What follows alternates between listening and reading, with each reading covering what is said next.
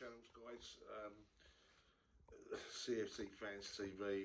I've been doing some after-match stuff, and they've been talking about me doing some stuff with them. And I've been on Claude and the Banters, and as we all know, my mate, really good friend Claude, passed away last week. Just absolutely devastating news. Just devastating news. And I did a tribute to him on Claude and the Banters. I don't know if you see, guy, I was absolutely in flipping bits, just totally bits. We all were, you know, 6 big men, 6 of his best mates, and all in fucking bits, absolute bits. There's a lot I want to say about it, but I, you know, to be fair, it was all about keeping the dignity and doing the right thing with regards to that particular stream. But it went on for 2 hours, and you know, as I say, we see people like Ken, you know, sort of breaking down, and that massive guy. Yeah, it was an emotional video, and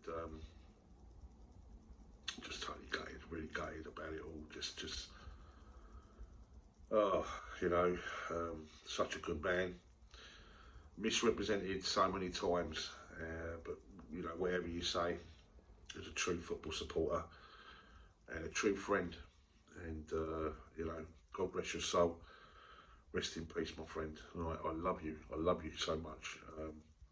I miss you, and I just hope you're in, you know, a beautiful world right now where you're with your mum and with Rocky, and you're watching reruns of Arsenal winning the league, the Invincibles, and all that sort of stuff. And you know, rivalries aside, I really wanted him to beat Liverpool, not just because it would have helped us at the weekend, but just for him, you know. And I don't like Arsenal, but I do. I love Claude, do you know what I mean? And I think a lot of that man, and all I ever wanted for him was to be happy. And it's just a very, very, very sad news. As I say, there's a lot I want to say, but I'm going to just keep it dignified at this moment in time. And there's always, you know, a moment, but let's deal with this right now.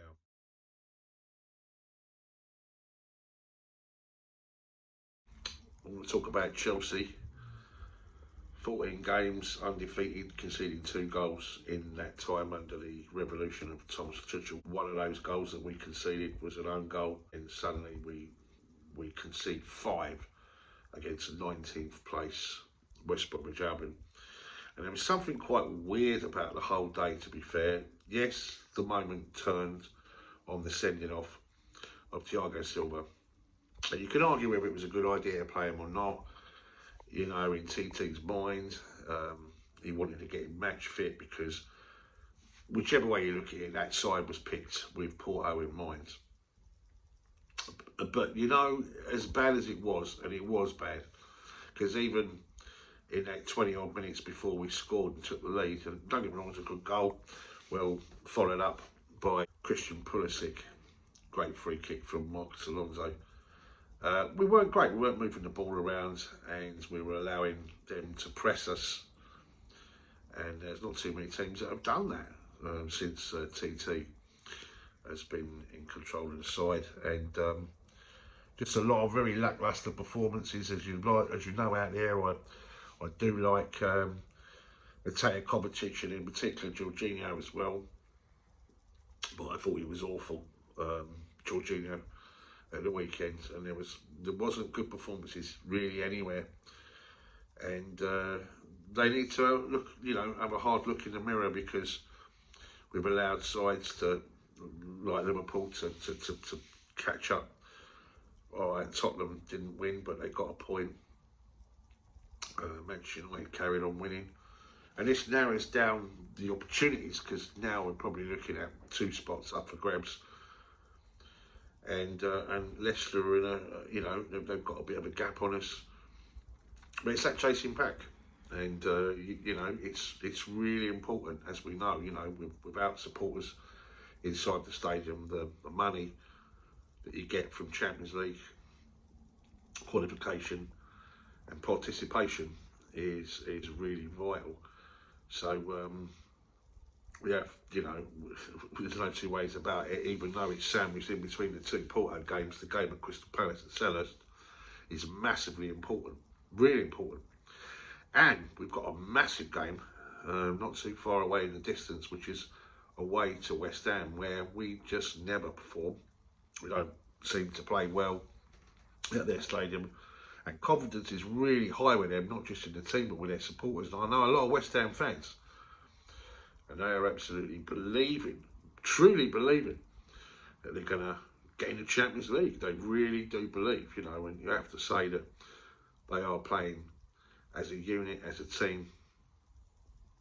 And I think TT had a bit of an awakening, really, because you can't misjudge anything. And Sam Allardyce says he walked off at the end with that smirk, that, you know, how many times has he done that to us, you know? Bolton, he did it to us. He did it with Crystal Palace. He parked the bus and got that draw when he was manager of West Ham. And he does it with West Bromwich Albion. They can't score a goal, and yet every time, you know, they hit the ball, it was hitting the back of the net. And it was just an absolute fucking disaster, let's be honest. You know, it's one of those where you just have to write it off, but it's given me, where I was thinking everything's absolutely rosy in the garden, it gives you that second thought process, you know. Is it really as good as we think it is? But tonight is a massive game, a massive opportunity for us, because let's be honest, when that draw was made, all of us wanted Porto. And I imagine all of us, you know, whooped for joy when we ended up getting Porto in the draw. And the second leg too, because let's have it right, the heavyweights are on the opposite side. You've got Paris, you've got Bayern, you've got Manchester City, that, you know, some will argue right now, you know, are probably their best opportunity. They're still involved in the possibility of a quadruple, and it's only us in the semi-final of the FA Cup can stop that, really. I can see them beating Spurs. They've already won the league, let's be honest. They were already 2-1 up in the first leg. Although that tie is very much in the balance, but I still see them getting through that. And they will play the winner of Paris Saint-Germain, who've got massive expectations, just like Manchester City, a burning desire like we had for all those years where we came so close. Penalties in finals and semi-finals, just being denied, you know, at the last opportunity. And here we are in a situation where, quite frankly, when I saw that draw, I was thinking, wow, you know, with a bit of luck, we could go all the way here. And if we can go all the way and get to a final, then anything's possible. And you know what?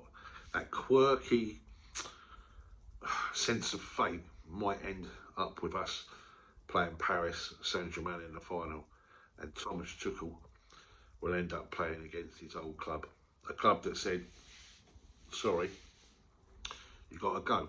And that's after landing the league title, but just falling short in the final against Bayern Munich,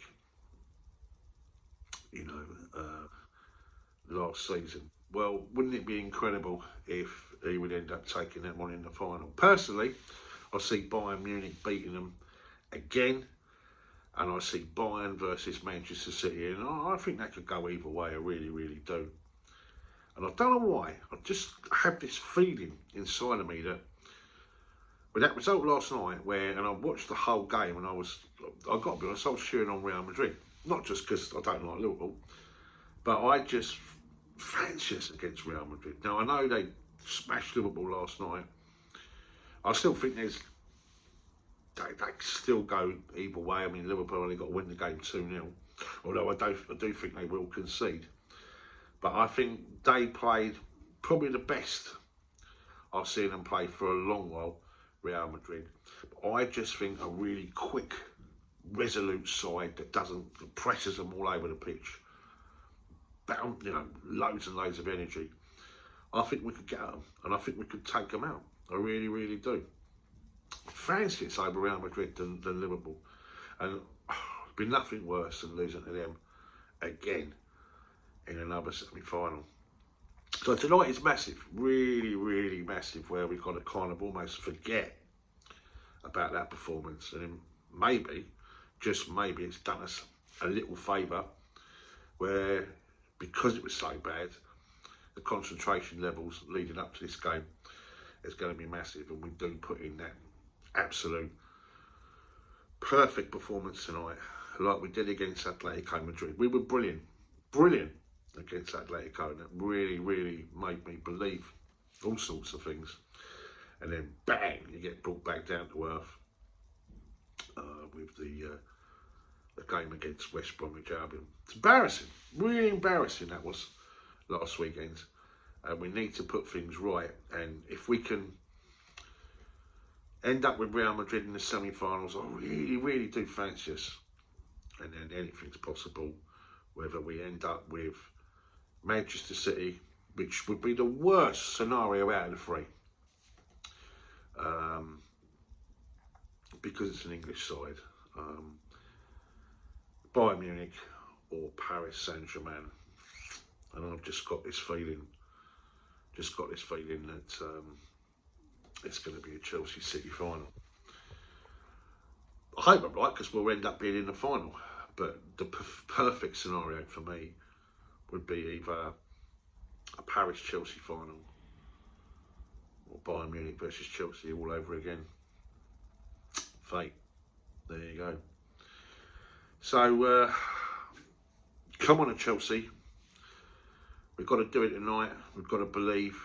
I hope we pick strong, and I hope every single player puts in his shift, because none of them collectively put in a shift against West Brom, and we have to put all of that right, because tonight is a massive, massive game, and I should probably be going on Chelsea CFC Fans TV tonight after the match. Check that out, and I should be starting to put a lot more content out here, guys. Yeah, I thought long and hard about it, and I was going to do some stuff with Claude. Fair enough, we were going to do a lot of old school talking about the old days, and what it was like going back in the day in the 70s and 80s and all that. That's no longer the case, but I'd just like to thank you guys out there for being patient, sticking with me, and for always being true. I love you. God bless Claude. Rest in peace, my friend. And tonight, come on, we can do this. Laters, guys.